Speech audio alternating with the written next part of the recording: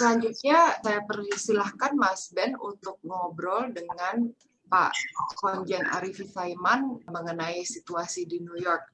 Pak Arifi, terima kasih atas waktunya. Terima kasih Pak Arifi sudah meluangkan waktu hadir di acara kita.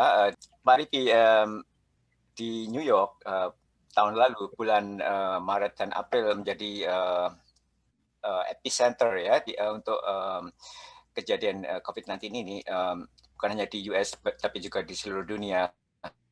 Pak Arifi tentu punya banyak sekali cerita tentang itu, bagaimana menangani warga Indonesia yang ada di New York. Bisa diceritakan Pak mengenai pengalaman selama khususnya awal-awal di pandemik ini. Silakan Pak. Terima kasih Pak Ben. Kami pertama ingin menyampaikan terima kasih untuk Pak James Mulia dan Bapak Ibu sekalian yang berkenan mengundang kami pada acara Zoom yang sangat fenomenal ini sangat baik sekali. Kami sangat apresiasi ya kegiatan semacam ini. Dan terima kasih Pak Ben. Saya sama Pak Ben memiliki sama-sama kemiripan, sama-sama Alipers, gitu kan.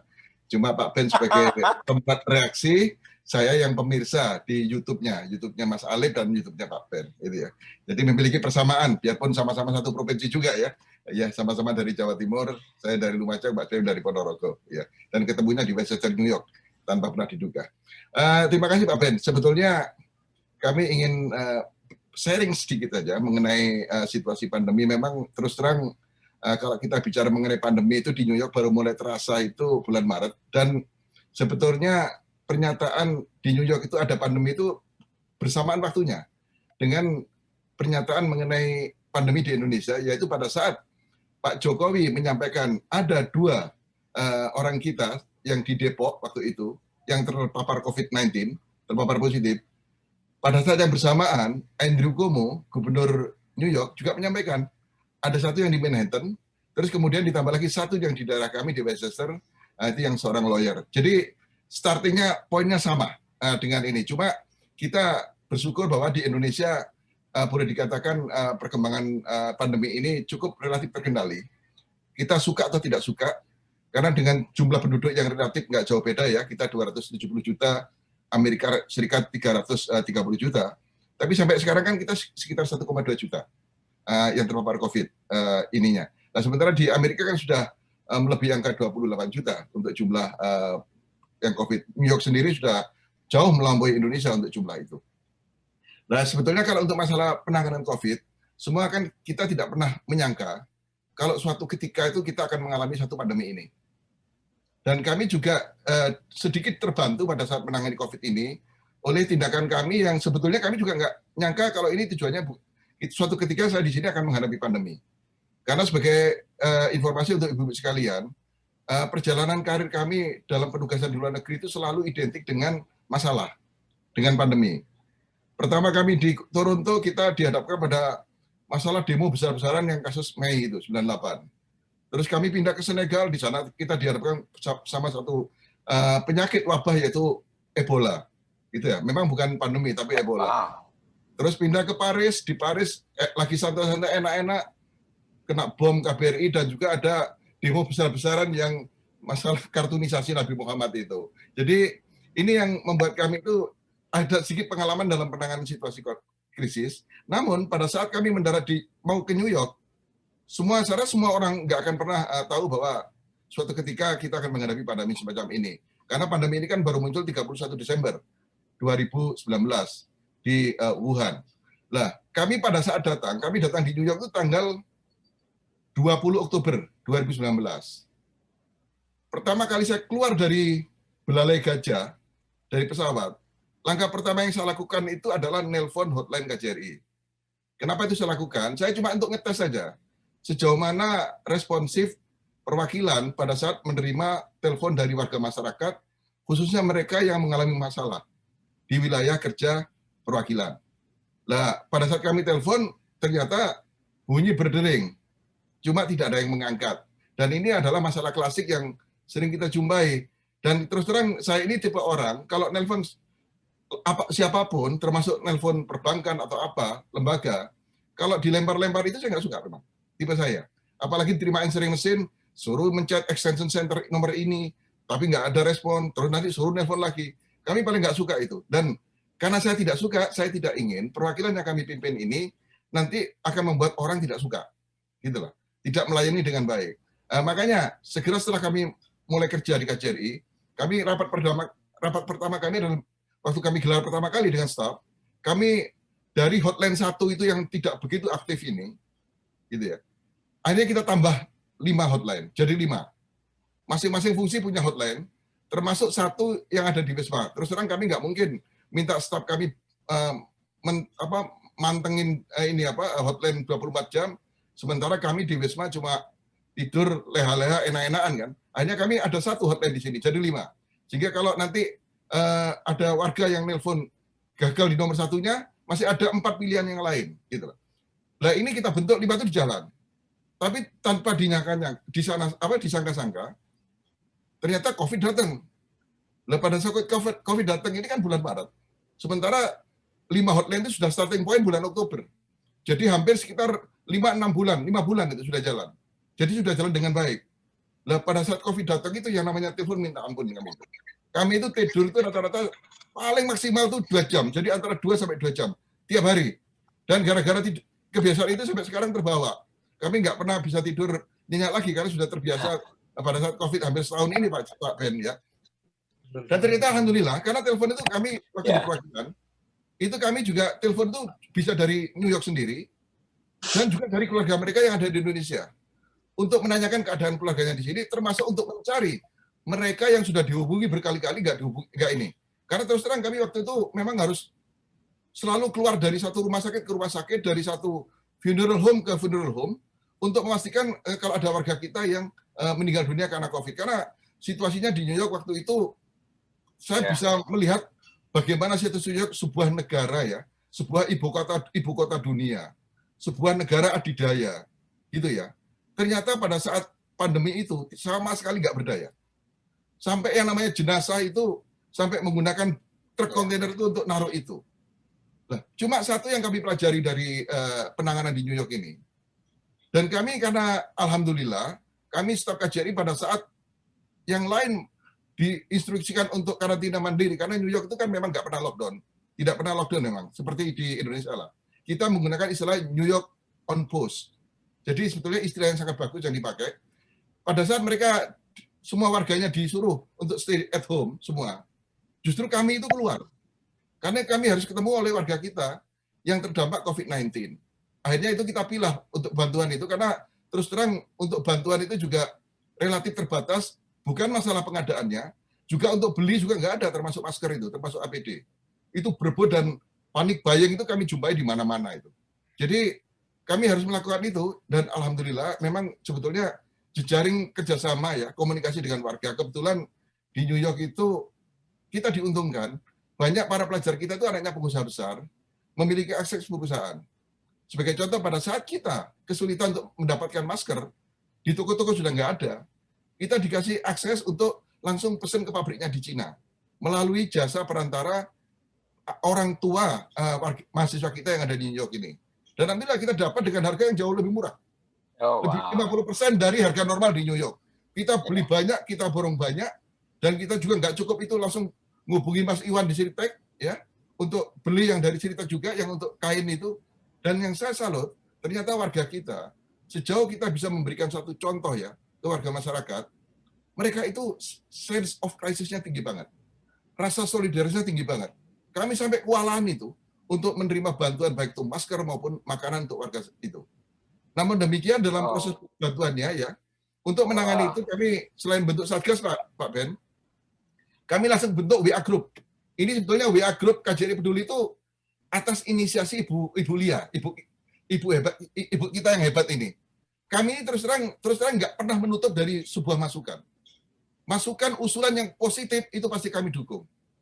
Gitu loh. Jadi Bu Lia mengusulkan ini perlu adanya komunikasi karena kami KJRI itu sudah punya WA Group untuk masing-masing negara bagian. Sebagai informasi untuk Bapak-Bapak Ibu sekalian terutama yang di luar Amerika Serikat, kami itu membawa 15 negara bagian di East Coast. Nah, masing-masing negara bagian itu kita memiliki WA Group dengan warga masyarakat, dengan simpul masyarakat. Tapi khusus untuk pandemi ini, kita bentuk WA Group payung. Nah, WA Grup Payung itu untuk komunikasi dan juga untuk memantau, sekaligus untuk mencari tahu jika sekiranya ada warga kita yang terpapar COVID atau mereka yang dampak secara ekonomi oleh COVID. Akhirnya apa? Akhirnya kita bentuk itu dan alhamdulillah lalu lintas komunikasi interaktif dan kita selalu ada informasi langsung kita sikapi dengan segera. Karena terus terang dalam pemberian bantuan itu kita hanya membuat 3 klaster. Pertama itu adalah para lansia. Para lansia karena ini yang paling rentan terpapar COVID. Itu pun kita utamakan mereka yang sebatang kara. Karena di New York, di wilayah kerja kami, banyak yang para lansia yang sebatang kara, yang sudah tidak punya siapa-siapa. Bahkan sampai ada yang meninggal baru 3 hari ketahuan, baru kalau ada yang meninggal itu. Dan kami nggak mau itu terjadi ya. Selama kami berada di sini, akhirnya itu ya kita utamakan dulu yang ini yang sebatang kara. Karena kalau yang masih punya keluarga, kita bisa hubungan keluarga juga untuk bisa meng-take care keluarga ini. Yang kedua, mereka yang terkena karantina mandiri. Karena pada saat pandemi puncak-puncaknya, itu memang mereka nggak bisa keluar. Belanja nggak bisa. Dan kadang kalau belanja pun belum tentu barangnya ada di toko itu. Nah, itu kita utamakan. Pada saat kita mendengar ada yang karantina mandiri, sama nggak bisa beli. Itulah. Itu langsung kita bantu. Yang ketiga, pelajar. Karena pelajar itu waktu itu, mahasiswa Indonesia, banyak yang dikeluarkan dari asramanya. Karena apa? Asramanya itu karantina kampusnya, mereka harus keluar. Loh, kalau mau keluar dari asrama tinggal di mana? Lah kita kerjasama dengan warga masyarakat kita untuk menyediakan shelter untuk mereka itu. Termasuk kita memberikan bantuan untuk mereka yang memang terdampak secara positif COVID-19 atau yang menjalani karantina mandiri. Nah, yang kami lakukan itu nggak terputus, karena terus terang memang pandemi ini menurut saya itu sangat luar biasa. Relatif cepat ya, pandemi ini berjalan, kita dituntut untuk memenuhi 2 hal. Yang pertama itu kita dituntut untuk menemukan obatnya. Yang kedua, kita dituntut untuk menemukan vaksin. Ini tentunya beda dengan penyakit lain seperti polio atau apa. Yang proses vaksinnya itu kan berjalan sekian lama untuk pengadaannya itu. Kalau ini pada saat yang relatif nggak sampai setahun, harus menemukan dua-duanya. Makanya kami pribadi ya, bahkan kami sampaikan ke warga masyarakat, terutama mereka yang menyampaikan keluhan-keluhan atau mencela kayak gitu, kita sampaikan, kita hargailah. Coba bayangkan dalam waktu yang relatif pendek, kita itu masih bisa menyediakan 2 hal, obat dan vaksin. Andai kan memang belum sesempurna yang kita harapkan, ya mohon maklum gitu loh, daripada tidak ada sama sekali. Dan komunikasi ini terus kita bangun, dan sebagai informasi untuk yang terakhir, kami ini juga sudah membentuk barusan. Kami sekarang ini ibu-ibu semua, kami membentuk sekarang atas dasar pengalaman kami dengan forum komunikasi KJRI Peduli ini, yang atas inisiasi Ibu Lia ini, kami sekarang membangun forum komunikasi lintas generasi. Ada yang dengan kalangan anak muda, terus dengan warga masyarakat pada umumnya, terus dengan kalangan pemuka agama dari kelompok agama, komunitas agama, termasuk dengan komunitas musik ini dan budaya, dangdut antara lain di dalamnya, dan yang terakhir itu dengan para lansia. Karena terus terang para lansia ini kita bentuk forum komunikasi, kita nyebutnya supaya nggak menimbulkan ketersinggungan, kita pakai istilah golden age, gitu. Karena ada teman saya yang usianya 61, saya masukin grup, nolak, nggak mau, karena nggak mau nyebut dirinya lansia, gitulah. Jadi kita pakai istilah golden age. Dan kenapa ini kita bentuk? Karena kalau di New York punya senior club di New York, tapi di daerah negara bagian lain di wilayah kerja kami, mereka tidak memiliki. Itulah. Nah sekarang kita kumpulkan seluruh East Coast ini. Kenapa? Ternyata dari sekian banyak forum komunikasi yang kami bentuk ini, yang paling aktif, sampai bunyi HP saya itu selalu bunyi hampir tiap detik, itu yang forum lansia ini. Kenapa? Berarti mereka butuh bicara, butuh komunikasi, butuh teman. Kenapa? Karena kami selalu tekankan sama mereka, terutama mereka yang ada di negara bagian yang kebetulan warga masyarakat Indonesia itu sedikit seperti di Vermont ya, atau di South Carolina. Itu kami selalu tekankan, Anda nggak usah kecil hati, dengan forum ini kita satu, kita semua saudara, dan tolong kalau ada apa-apa, sampaikan, kami akan segera membantu. Gitu loh. Karena kalau kami nggak bantu, kadang-kadang bukan karena apa, mungkin kami tidak tahu keberadaan mereka. Nah sekarang yang namanya jumlah pesertanya itu tiap hari nambah terus, yang minta di-add untuk masuk grup ini. Dan ini salah satu hal ikhtiar kami yang coba kami bangun ya, tanpa harus meninggalkan mengurangi intensitas kerja di luar bidang ini tetap kita lakukan. Memang situasi pandemi ini mulai perlahan ada solusinya dengan adanya vaksin. Namun permasalahan belum selesai. Ini terus kita lakukan. Sebagai contoh yang sekarang lagi kita hadapi, isu yang terutama kami yang ada di New York yang harus menjawab pertanyaan-pertanyaan dari warga masyarakat kita yang ada di sini. Salah satunya yang mengenai masalah vaksinasi di Indonesia.